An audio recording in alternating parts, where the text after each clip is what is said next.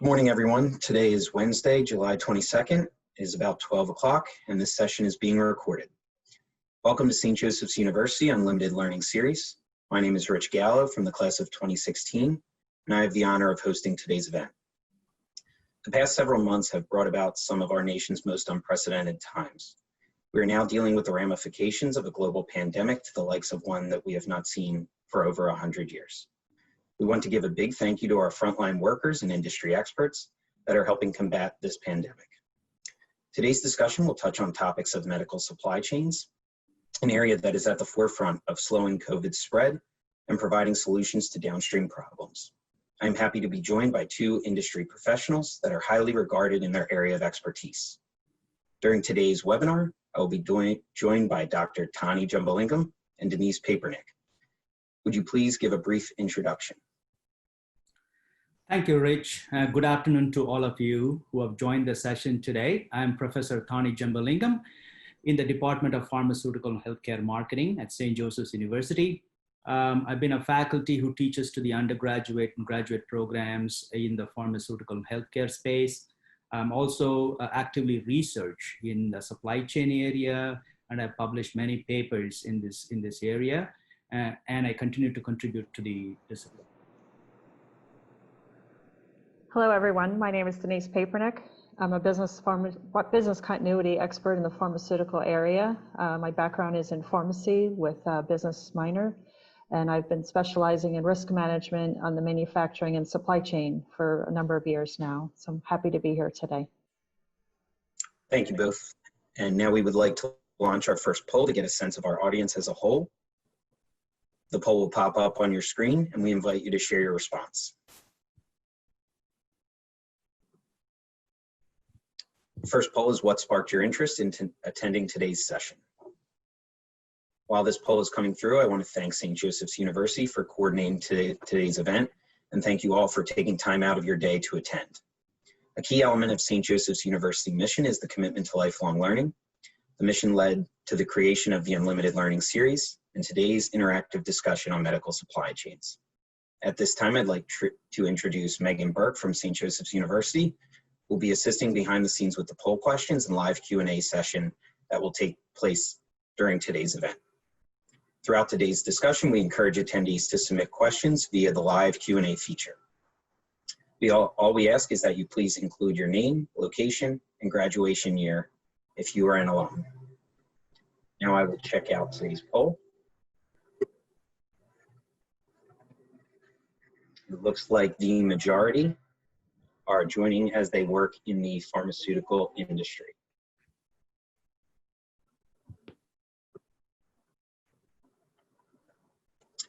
And I will start today's discussion. First, to provide some more context, Dr. Tani, can you please explain some of the major medical supply chains that were affected by COVID-19? Absolutely. So if you think about supply chain, we hear a lot in the news about PPEs, right? And we all talk about some of the shortages that we are seeing in diagnostics and things of that kind. But if you have to think holistically across all the different products and supply comes into the healthcare system, let me broadly classify them into categories for you to think about in the future as you are encountering these news items and issues. So I would classify them into 5 broad classifications. One is the diagnostics. So anything and someone has COVID or not, you got to test them. So testing is a big piece of it. In addition to testing, we also need to look into other diagnostic tools that needs to be done, whether it is x-rays and other things that needs to be part of that. So diagnostics is a big one, and we have seen that diagnostics have been quite challenging to scale up in US to meet those needs. So that's kind of the broad perspective, and we'll get more in depth as we move forward. The second is the whole aspect of treatment. So when people get the COVID, and then what? Next, we need to treat them. So in that class, we have broad treatment opportunities. Things like we have to think about small molecules. I say small molecules, these are drugs that are chemically based, synthetically based, that are used in care, whether it is antiviral products and things of that kind. Most of them are made elsewhere in the world, like China and India. We'll talk about that shortly. about 80 to 90% of them is sourced from there that comes into the US market. In addition, we have biological drugs that are made, and also some of the personalized medicine. These days we are making personalized treatment for individuals where the source comes from the patient, then we make the drug for the patient and put it back into the patient. So those are classification within that treatment paradigm. We also have medical supplies and medical devices, which are also a part of that. Whether it's stents or pacemakers and other things that goes in the treatment process. And we have medical equipment in addition, like the ventilators and things like that. They would fall this broad classification of treatment and support. Then we have another supply chain called development supply chain, where new drugs that are being developed, the clinical supplies that needs to be given or sent to medical centers where testing has to be done for those. And it has been hampered quite a bit because of this. And so development supply chain, which is all those clinical supplies that needs to be considered. The fourth one is PPEs, the protection, the masks, the shields, the gloves, and other things that goes with it, is a whole different aspect of the supply chain as well. And then finally, I would put in the prevention products like vaccines, and they are a class by itself where very complex process of manufacturing and distribution that needs to be considered. A very long, life cycle time, lead time needed for making those products that has significance to our discussion today. So these are the broad 5 classification that we can think of when we are thinking about supply chain. Thank you, Dr. Tani. And now that we have a broad context of our medical supply chains, we're going to launch our second poll on what challenges you feel are most important. And this will be live, so I will read the results as they come in.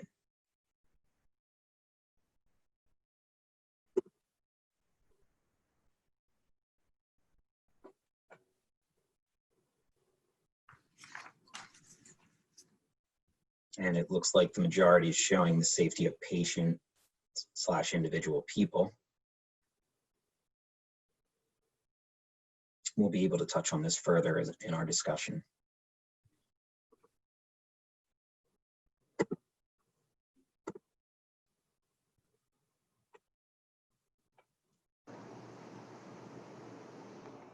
Great. We'll move on to the second question now. Since we've seen supply chains across the board adapt drastically to the disruption of COVID-19. Denise, how have traditional consumer over-the-counter medicines and prescription supply chains changed course to respond to the disruption of COVID-19 and its overall impact? Yeah, so most industries have had a significant impact from COVID, some more than others. I would say in the pharmaceutical industry, we've been very fortunate to be able to continue, as most companies in our industry have been able to continue producing. How have they done that? With dedication of workers and the focus of safety of not only our employees, but on the safe delivery of materials to our patients. So how they've done that with agility, collaboration, and excellent cooperation among all with that single focus on patient safety. Trying to get through not only the current outbreaks, but anticipate what new resurgence could be coming. So there was a poll by the Business Continuity Institute, and basically what they found was 75% of the organizations have had an impact on their supply chain, and 57% of them expect to diversify their supply chain going forward. As part of that diversification, some of it means qualification of new suppliers, but in some cases, it's actually increasing inventory or safety stocks, as we like to call it. So the global pandemic, typically when something happens, when a disruption occurs, we've in the past only had regional disruptions. So you shift manufacturing. Maybe you have a European plant, you shift the production into the US, or you shift it to other parts.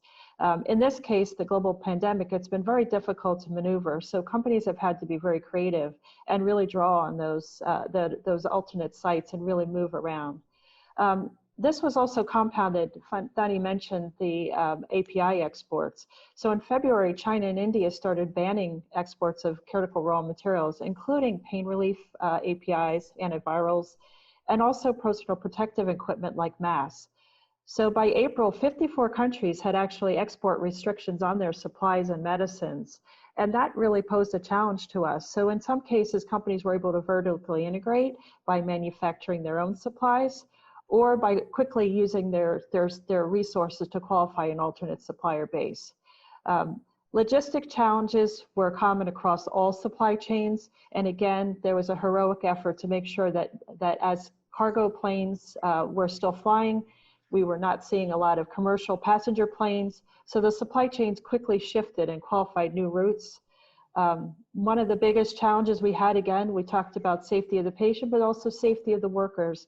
So truckers and trucking capacity was constrained. A lot of last mile border closures and quarantine issues.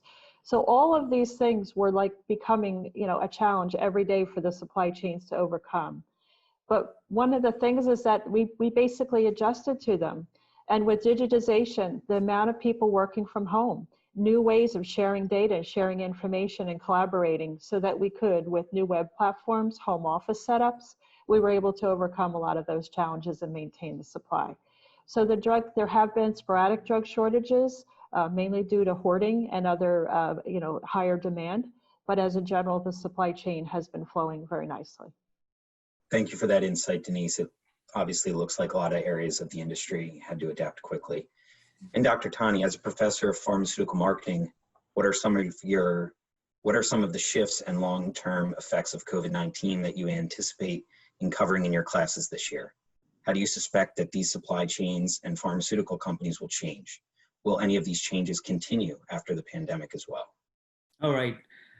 Thanks for the question. So quite a few different things you've asked me to talk about. The first thing is talking about the long-term effects and how I would change as what I do in my classrooms. We teach really,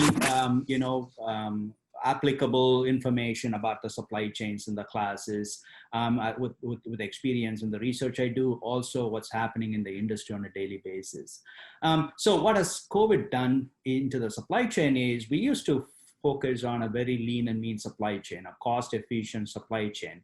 That was the focus, and we strive to achieve that over the years. We always talk about how efficiency can be created in the supply chain. What has happened because of the COVID is the disruption of the supply chain. The lean and mean supply chain can't do the job. We need quick scale up, a lot of quick response in the short term. And so that's something that the industry has to deal with as we move forward. This is a global pandemic. It is not a regional thing. It is a global, which means, if there is an earthquake somewhere, if it's a hurricane somewhere, people in the industry deal with them. Your manufacturing facility is damaged. You got to configure how you're going to supply the global needs quickly in the short run. And we see that all the time. We have seen what has happened in Puerto Rico and things of that kind. But this is a global scale, so which requires a global response, right? From a company standpoint, from the healthcare system standpoint. So there are a few concepts that I would bring in more important than in the past. Things like looking into how can you become an agile and resilient supply system? And Denise talked about agility, which is a very important concept. This requires quick adaptation to the needs of the marketplace. How do you forecast? How do you respond to that new needs? Things related to flexibility, information sharing, communication, all become significantly important at a global scale. Second, sourcing decisions. Where do you actually source your product? As we talked about sourcing, outsourcing, and sourcing, single sourcing process these days with other countries, now we got to think about multi-sourcing. How can we have other sources to meet those needs? And we are seeing that with PPEs, also with the pharmaceutical supply chain, the same challenges we have to meet with. Some of this linear supply chain do not have the efficiency and agility of networks. So we may have to consider including or talking more about networks and how networks can be created and managed effectively to meet those needs. How can we do better job understanding risk and risk mitigation and risk management? Both assessment and management needs to be included in our discussions in the future. How can we co-locate a facility that is closer to the manufacturing or to the distribution locations? Can we co-locate it? And how do we do that? We saw a couple of bills right now about moving manufacturing to US. Some of them are easy said than done because of the efficiency challenges, but also you need to look into the cost components and other things. Also, there are a few other concepts that is important. What is, how do we manage your inventory better in a situation like that? How can we discuss about the safety stocks and how much that should be in the future as we move forward? What is the bullwhip effect? Meaning little changes in shutdowns, whether it is demand increases, API shortages on the raw material side, manufacturing challenges, discontinuation of some products by companies, all those puts a pressure on the supply chain. And how do we think about those things as a concept that we could teach and understand better in the classroom?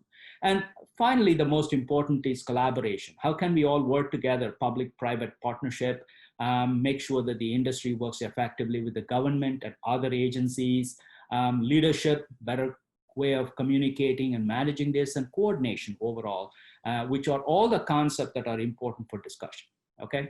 So let me address the second one. That is, how do you suspect that these supply chain and pharmaceutical companies will change? We are moving into a new normal, right? I mean, this new normal is where we need to first evaluate all the supply chains that companies have. Every one of them needs to be looked at carefully at a product level, at a category level, at a product level, at where are in the life cycle of the product. And based on that, you need to really make some decisions, right? Because companies have products that are high value products. They have products that are stable, revenue generating products. There are legacy products, and there are products that are very established products, which are much older generic products. Companies have a portfolio of these. And same thing applies to these other supply systems as well. You need to focus on what's important to keep and what not to. Yesterday I was reading in the newspaper about Coca-Cola. They are doing away with a whole class of brands called Odwalla, and zombie brands are going to be gone. Why? Because the CEO said they're going to be focusing on the core brands in order to make sure that the products are available in the supply chain. So that focus has to be looked into. So as companies are designing new supply chains, they need to consider this type of resiliency in their models. How do we develop those designs in order to make sure that is business continuity and able to scale up quickly? What are some of the other things that you need to think about? Now, because of this new normal, audits are done virtually, globally. You can have third-party audits that can be done as well to whether inspect the facility, inspect the vendors. All those can be a new normal that we need to think about. Also thinking about technology, right? Technology, blockchain and track and tracing technology. All those needs to be, are important. We have a regulation that is pushing that track and trace methods. We need to speed up that so we can become transparent. We can look at the supply chain at any level so we know where the bottlenecks are and we can address them quickly and be adaptable. The employees have to be trained to meet those new needs. And the supply chain used to be considered a cost center. Slowly, I think, supply chain is becoming a competitive advantage. So how do we make this type of resilient supply chain that the companies can put together can become the new normal where it could meet those demands in a short run, okay? In a short run. I did a research survey of supply chain, and I found some of the key things that are important in the supply chain in this new normal. One is definitely avoid shortages, right? People are relying on these products. We can't run out of it. That's important. Have a better sales and operations plan so you can think about it, forecast better, and do all that.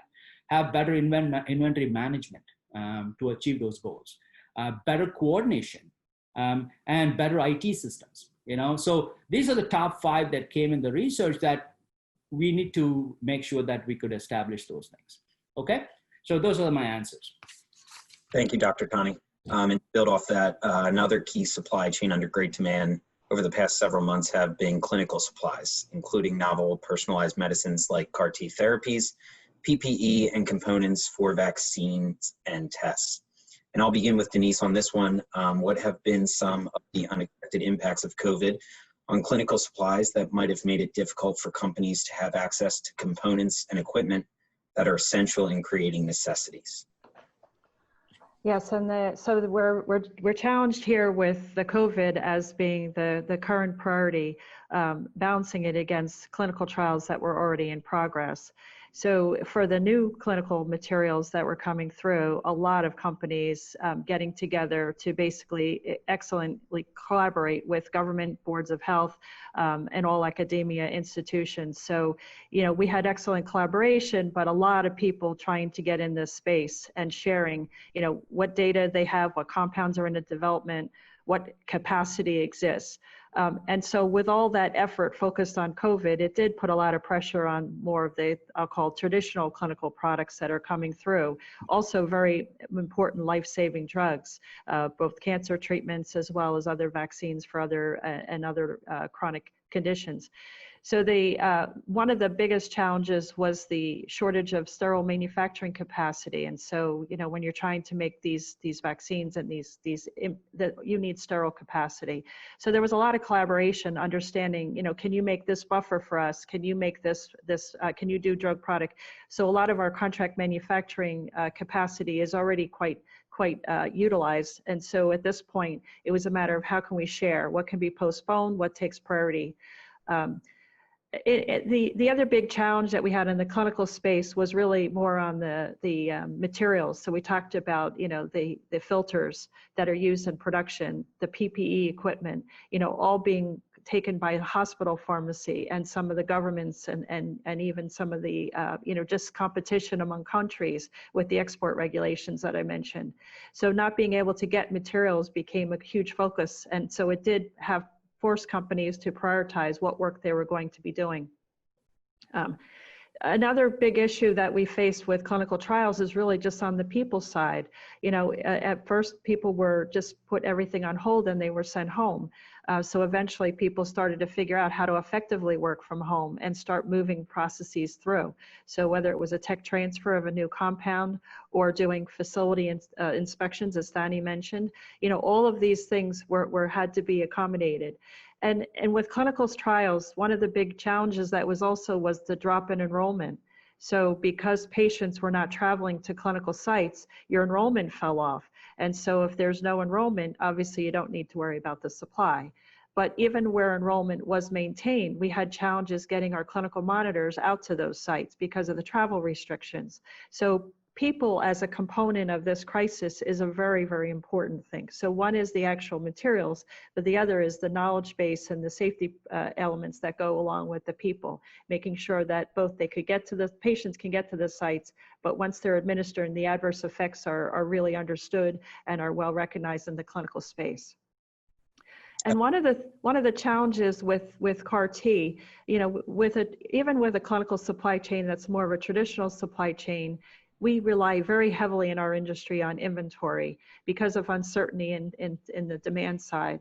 So with CAR T, there's a very, very tight supply chain, and inventory you can use for things like plasmid, which is more of a processing side, but really to take the patient's blood, collect that blood, and then stabilize that blood so it can be, the CAR T cells can be actually formed, activated, and then brought back to the patient for infusion. You know, that's a very, very different supply chain, very, very tight timelines, and you don't have a lot of flexibility in building inventory. So collectively, the clinical trial programs were pretty much put on hold. The long-term impacts of those will be determined, but the benefit is to the COVID you know, treatments that are coming through. Absolutely, and collaboration is really key in resolving these issues too. So we will move on to our next question from that. So over the past several decades, many countries have adopted more global networks of supply chains to cut costs and gain access to different markets.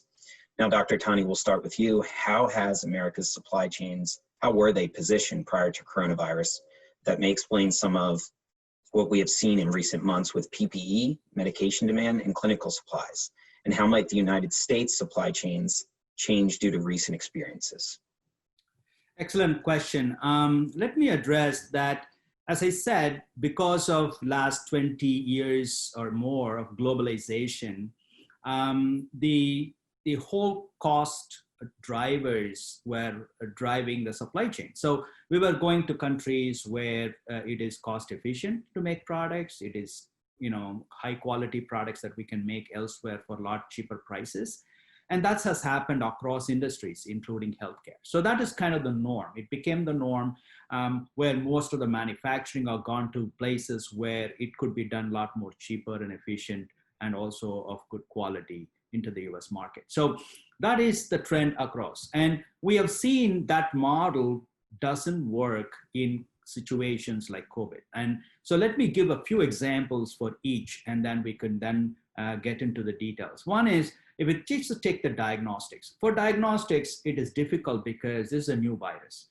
So how do we treat this new virus? And we have some examples of what happened to SARS and what happened to avian flu and Ebola, that we have Zika recent years. We have some experience, but they're mostly regional. They're not global in scale. So that puts a lot of pressure on testing, and that has suffered. We have known what has happened to that. There was a kit that was given to us by World Health Organization. We tend to kind of develop that on our own. And that has taken a lot of time, and validation has been very difficult to some of these tests. That length of time to kind of get the results have been quite lengthy. And those things have really had an impact on our diagnostic testing and scaling up in a quick way. Now things are changing slowly towards that goal, but still we have ways to go with respect to that. That was a major impact on the diagnostic side. With respect to treatment, I think Denise mentioned about OTC products and running into shortage of OTC products. People were hoarding stuff. People want to make sure that they can have more of their products. So things like Tylenol and Advil were in short supply because of this hoarding. We have oximeters that have been people are buying them in large scales, and masks and things of that kind, which has been quite challenging as well. Also, some of the biologics, right? Covalescent plasma is a biologic, and we were able to quickly harvest some of that and use it, but it is also difficult to scale them up to meet those needs. Denise talked about clinical trials and the challenges there. I'm not going to address that. With respect to PPE, which is very important, is that it required quick scaling. So we don't need that much masks. We mostly buy it from other countries. And what happened was, when other countries shut down, borders are closed, transportation become limited, we got to quickly find a way to make our own. And what are the challenges there? Well, we have our private enterprise, which is companies that could potentially make. They started making. There are other companies which also got into the game, right? The 3Ms, other Ford company and others who have gotten to manufacturing. But the problem there is coordination, right?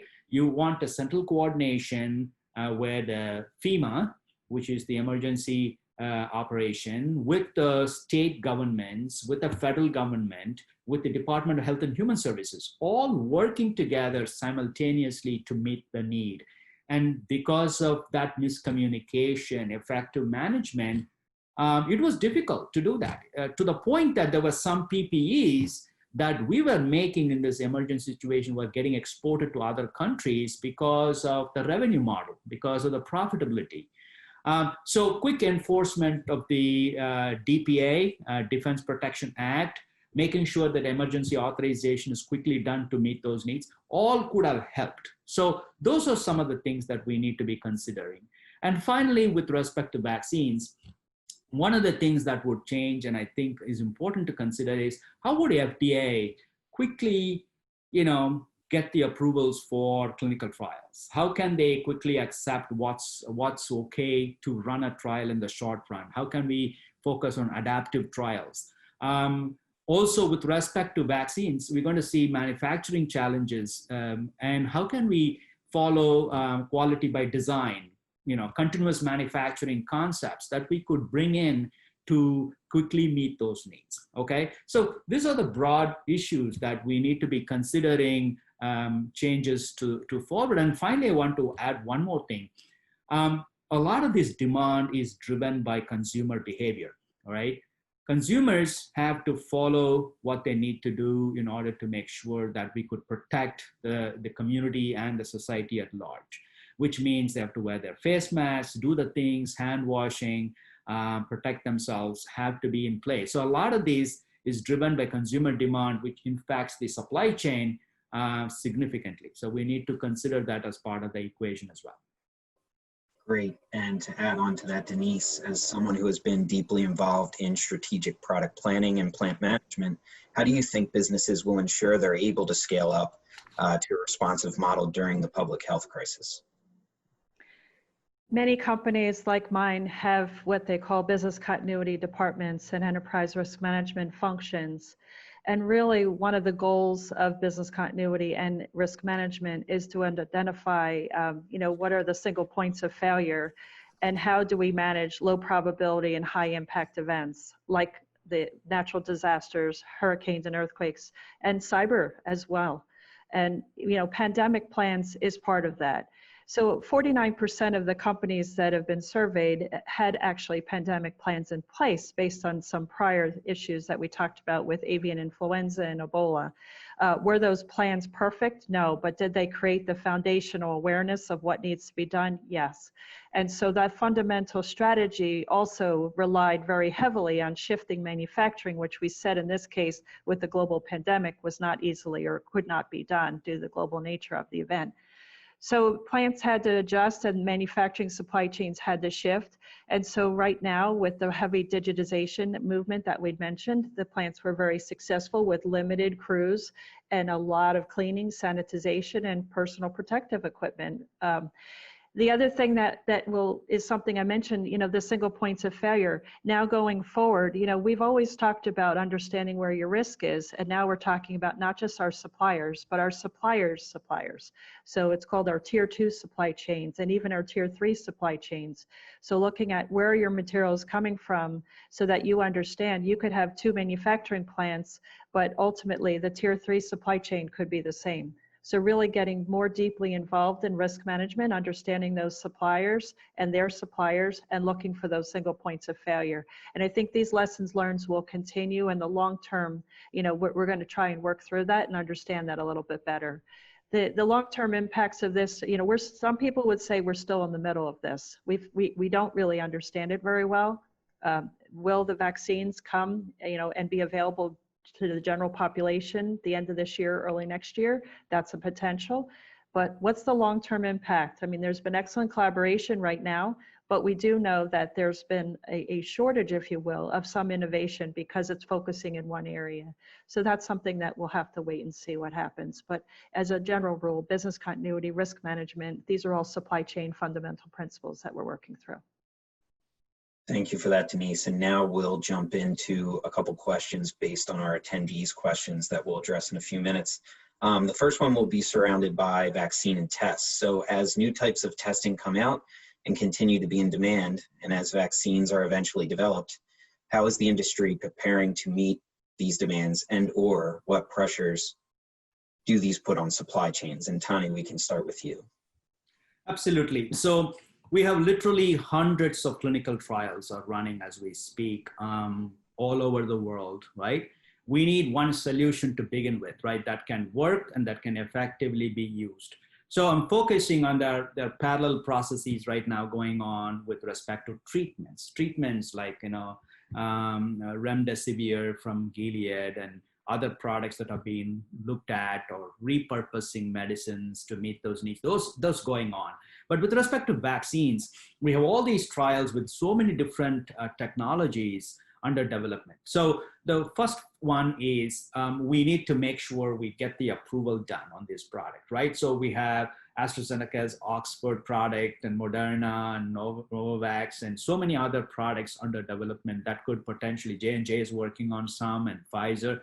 All these products, something have to be approved, right? That's the first point that we need to focus on. Now, they need to be made. So there's a lot of regional pacts being made within the countries where companies are now collaborating to figure out how can they get to scale by working together rather than individually try to do themselves, because you need that level of volume required to meet those needs.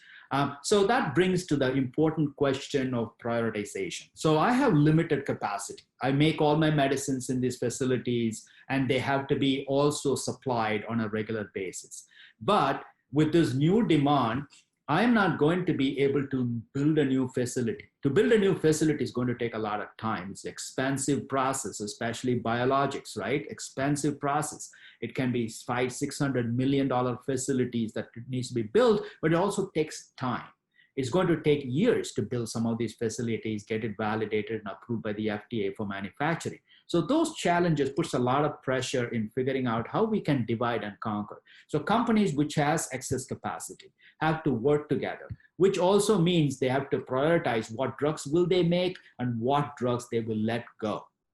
Some of them, they need to move on, discontinuation, or outsource it, let somebody do it for it. It's not as important. And we allocate resources appropriately to meet the needs to manufacture those. So those are the two things, approval, and then how do we scale to meet those needs? Denise, would you like to comment on that as well? Yeah, and I think what will happen in the short run, you see a lot of companies in the business, but if you listen to what FDA is saying, the benchmark for the first vaccine is 50% effective.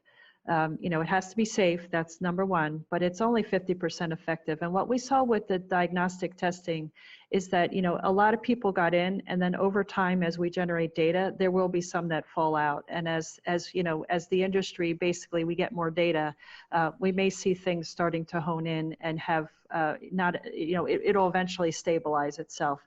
But that's one of the things is that, as we're right now, everybody's in it and we don't know which one, it's like a horse race, which one is going to win and get to the finish line. So there are many different players out there, but over time, things will settle down. And the supply chains, given the nature of supply chains, will settle out through various means, as Donnie mentioned. One more thing to add, Rich, is the idea, it's a global need, right? And we have countries that are developed, we are underdeveloped countries, and these partnerships should be global in nature rather than regional to meet those needs. Because as you know, the infection can go from one place to another. Second thing we also don't know is the idea of how long will this work, the vaccine? How many different doses are needed over time? Is it 2 doses, 3 doses? Or is it an yearly thing like flu vaccine? We do not know a lot of these. So I think it also is exploration to these things to then decide what we need to address. Absolutely. And to kind of switch over to the other side of that discussion is the testing and availability of access. Is scarcity a resource impacting Black and Brown communities more? Is this an issue regarding access to neighborhoods and communities? Dr. Ty, would you like to comment on that? Yeah, so there is a great article written in Scientific American, and I will send that article for you to read up more about it. But it is a factor because if you think about it, the Black and Brown communities are, given the nature of work they do, given the communities they live in, given the, given some of the educational challenges that they face, they are far more exposed to this situation. Many of them are frontline workers, whether they are care providers, they're working in restaurant industry or travel industry. They tend to be more exposed to the situation than others. And subsequently, they also, given their lifestyle and the type of living conditions they are in, also increases comorbidity situations where they have additional comorbid issues like diabetes and hypertension, which we have seen through data that they have significantly higher proportion of hypertension among Black community and diabetes. So now that comorbidity actually opens up to become much more severe with exposure to COVID. So that is that. And with respect to protection, meaning their ability to have transportation to go to a facility. Let's say, if there is a diagnostic test done and you have to be in your car driving through the testing center to get it tested, but they don't have a car. So what do, right? How do they get to this facility? Will they decide to stay home and not go? Would that means more exposure to others who live with them in close quarters? Would that mean that they would suffer more and they would not even get to the testing centers? So there is this question of inequality that needs to be addressed at some point. Thank you for that information. And we can now kick it over to the question bank that we have for medical supply chains. And Denise, I'd like to start with you. How do you see supply chains rebounding as we move forward through this year? Well, we're basically right now, as I mentioned, we're kind of in the middle of this. There's kind of like a steady state where we have a lot of production continuing, but we are expecting a rebound. So companies are very cautious, and hopefully with or without the vaccine coming forward, we will be able to continue to produce. I think the FDA and the EMEA are now starting to develop their protocols for how they're going to resume. So that will also help bring these new compounds to market, as well as new treatments for various different kinds of diseases. So whether they're virtually being new processes being approved virtually, or whether they're doing site inspections will remain to be seen, but that is part of the protocol. And as I mentioned before, is really understanding the full risk of your supply chain is going to be very important for any rebounding that will occur. Thank you for that. And moving over to Dr. Tani now, who has been successful in containing the virus, and what were strong practices that were taken? Yeah, I think that's a great question. So if you look at historically, I mean, we have been following the numbers, whether you've been following Johns Hopkins resources or you've been following other tracking services that have been looking at different countries and the progress that's been made.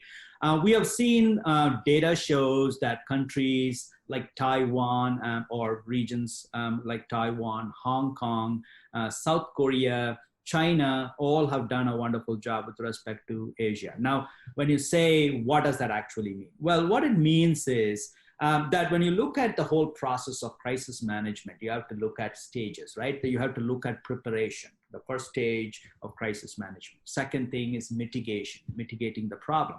Third is response. And then fourth is recovery, right? So there are 4 phases. So when you think about preparation, you need to have jump-started the ability to make PPEs quickly and make sure that you have other resources allocated. You have additional capacity at the hospital level configured already and thought about. How are we going to do the scheduling with respect to managing the process? How are we sharing information about the patients in real-time manner? Taiwan has done a wonderful job with that respect to that. They have healthcare cards that they hand out to every citizen. Everybody has the healthcare card. Everywhere they go, it is tracked. And also, the information is shared in a centralized repository so that they know exactly what every citizens are, what are they doing with respect to healthcare. Now, are we going to give up some of that,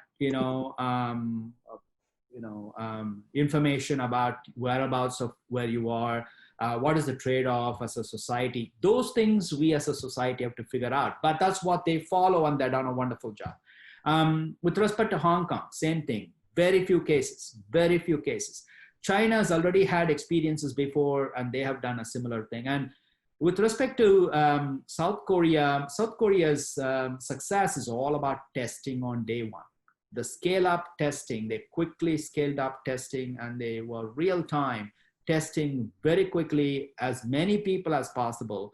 That is their success story, that they were able to get it, catch early on, did contract tracing very quickly, and stopped the spread of the disease, which is all part of the mitigation strategy that they have done very, very well. The country that comes to my mind with respect to Europe is Germany and Austria. They've done a very good job with respect to that. And why is that? Well, what they've done with respect to response was they have more nurses per capita than anybody in the world. They have more facilities with respect to care delivery quickly to this population. And so they've done a very good job managing that as well. Austria follows the same thing, more per capita nurses, more per capita physicians. Those are important things with the resources standpoint to meet those needs. So that's another important thing. And I think if you look at from a business standpoint, how these countries are performing, one thing the healthcare actually learned from is a lot of US companies are operating in these countries. They're working in these countries, like in Taiwan or China, wherever, right? And knowing what they're learning from and learning from them would be a good step. Starbucks is in all these parts of the world, and they are actually deploying and going back to normal quickly. What is that they have learned? How businesses operate in this environment, how successful those programs are working, whether screening your employees, making sure you have the right equipment in place. Maybe those things can be a great learning for us here as we are in the middle of it. Absolutely. And sort of switching over to the crisis management side with hospitals, Denise, if someone does not have health care, are hospitals still treating them today? It's our ethical job that hospitals have to admit them into the emergency room and provide them with treatment. And it's actually in the interest of the public to make sure that they are not discharged, because then they're a public health concern at that point. So I believe that the answer is yes, they must ethically do that. And that could definitely lead to higher healthcare costs down the road as well. And Dr. Tani, pandemics are considered a capacity issue. Why then do businesses look for supplier diversification? To understand the question better, I did not know who asked this question, whether the perspective was from the perspective of a hospital, because it's a service capacity. If you're a hospital, you're looking at how to scale up your service. How can we offer more? How can we increase your beds or healthcare staff in the short run? That's a scale up issue with respect to hospitals. Or is the question related to a product capacity? So if you're making drugs or if you're making devices, you need to scale up to meet the need of the marketplace. So the supplier diversification is an important factor for products, because like say if you're making PPEs, you need to diversify more because you can't get that supply from elsewhere. You need to have some local suppliers to supplement. Or the certain parts of the world have restrictions in exporting their products given their own national dynamics. They want to keep some of these products for themselves, like we talked about China and India. What is the backup plan from our end? And do we need to have those facilities here as a backup to meet those needs? Or even have more stockpiles, so that way we can meet some of that as well. So those are the challenges we have to deal with. And so to kind of understand the question, yes, supply diversification is important on a product end of things, but if you're on the service end, meaning hospital, your capacity issues about configuring how I can create more beds and more ICU facilities to meet those needs. Thank you for that. And over to Denise for this next question that was submitted. Hospital supply chains are near the bottom. Why isn't there more of a push to look at practices, example in industry? I'm not really sure I understand why hospitals are considered at the bottom. Maybe because they do run on low margins and typically don't have the budgets as a big pharma quote company, and other service areas.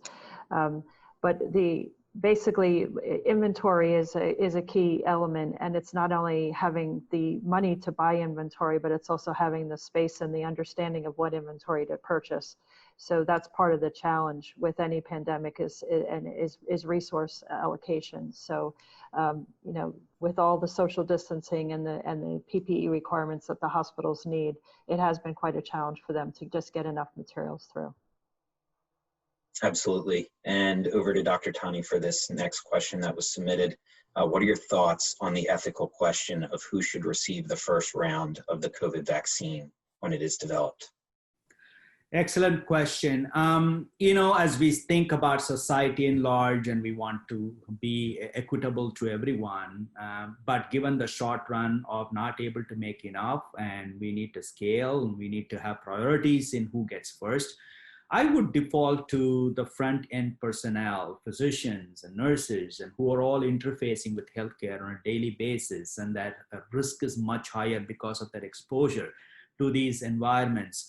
I would go to the next level of essential workers, people who are working in grocery stores, people on other facilities who have to interface with people on a daily basis. Essential services are important to continue the process, right? This also includes pharmaceutical manufacturing facilities who work in those facilities. They need to have the protection to make sure they make these products that is necessary for the marketplace, right? So those producers in those facilities. Then I would expand to high-risk individuals, people who have comorbidities, who are in communities who are higher risk. I would go to them. Then, of course, being selfish, I want to be a teacher. A teacher should get that next because they are interfacing with students on a daily basis. And they have to be protected in order to stay healthy, to teach and make sure that they can do those things. So those are my priority list to kind of front-end personnel to others who are first to be addressed. Thank you. And lastly, to Denise for the question bank questions. Would you consider COVID-19 in some instances a positive disruption? So with every disruption, we always look for the positive benefits. And in fact, there's an actual Chinese terminology where the word crisis actually means a dangerous opportunity. So with every disruption, we look for what is the positive goal. Our goal right now is to get through this very quickly and learn from it so that we can rebound and make sure that we're prepared for not just this disruption should it come again, but for any disruption. And the positive benefit has been the really good understanding of what our supply chain constraints are, having the digitization, the flexibility for people working from home, the information, the knowledge share, the collaboration, the fast tracking of products through the channel, not only the regulatory environment, but also the supply chain. So there are some innovations that we're looking at right now, and we're hoping that some of those do stick going forward because getting drugs, new drugs especially, to patients is a goal of all of us in the industry. Great. And now that we have run through the question bank, I'd like to kick it over to Megan for the open Q&A. Thank you. We've gotten a number of great questions from our participants today. We'll jump right in because we are running out of time a little bit. Participant Bin Tai says, there has been a lot of discussion about bringing pharma manufacturing back to the US as a matter of national security. What do you see as some of the main challenges of rebuilding the US pharma manufacturing capabilities? I can take that question first. I mean, I think it comes down to the whole process of manufacturing is expensive process. And, you know, you are looking for ways to control costs. In many of these countries, there's a whole ecosystem for manufacturing. There are hundreds and hundreds of FDA approved facilities in these countries which actually make those drugs for the US supply. Majority of the time, we never faced a major issue. Even now, I would say, most of the supply chain is intact. Correct me if I'm wrong, Denise, whether you have seen anything different from what I've been looking at. Majority of the drugs in the supply chain are still available. And there have been questions over the next few weeks to months where we might have a challenge if we continue in that same trajectory, whether we will be able to meet those needs. If you look at some of the numbers, you know, some measures of efficiency, you know, inventory turns or operation cycle, like, you know, cost operations cycle or cash to cash cycle. If you look at some of all that information, industry has traditionally been defaulting at a lower benchmark. I mean, if Apple is 40 inventory turns, healthcare or pharmaceuticals is more like 2 or 3 or 4. The reason is that we care about the lives that we can share, we can save, and so the supply chain generally is much slower with respect to healthcare.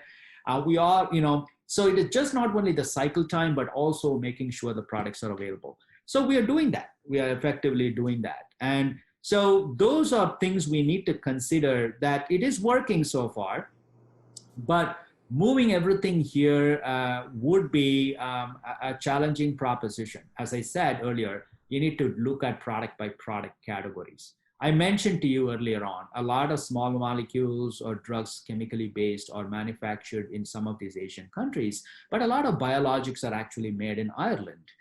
For that matter, right? And biologics are made in Europe a lot. And we also have manufacturing facility in US where we make all those biologics. Either it is in, Malvern, Pennsylvania, where Remicade is made, or some of the drugs on the West Coast, are made. And so we have quite a few facilities here. But you have to think about these things carefully before we can come up with a plan. I would say that products that are in high need, stockpiling have to be done a better job. We also need to make sure that we could, have companies quickly make some of these products in the short run. We should plan for that. And I think it also depends on the government and really making sure that we have a good understanding at the national level of what is it that we need to stockpile. So if you recall a few years ago with the surge of avian influenza and the Tamiflu, everyone wanted to get their hands on it, and the government basically had a program, and companies also had programs for that.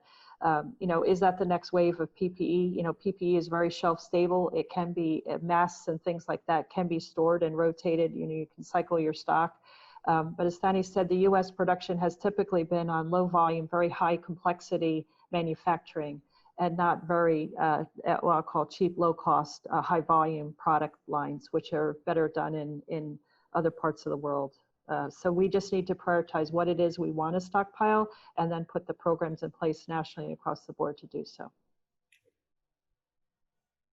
Thank you both for your answers there. We are short on time, so I think we're going to launch our final poll and do some wrap up, but please know that the questions you shared with us will be shared with our experts and hopefully addressed in a follow-up email. So thank you so much for participating. Thank you, Megan. And as Megan said, we'll launch our last poll here that you can answer. And in the meantime, we'll launch our closing thoughts here.